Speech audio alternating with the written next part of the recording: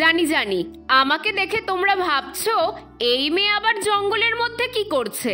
আরে আজকের কাণ্ড তো এক জংলি ফুল নিয়েই।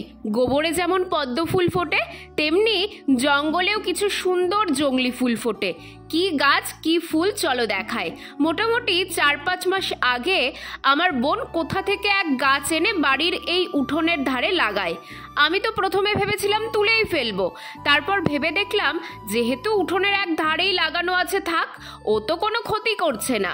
ভাগ্যিস সেই সময় তুলিনি। দেখো কি সুন্দর ফুল ফুটেছে, কিন্তু দুঃখের বিষয় ফুলগুলোতে প্রচুর পিঁপড়ে।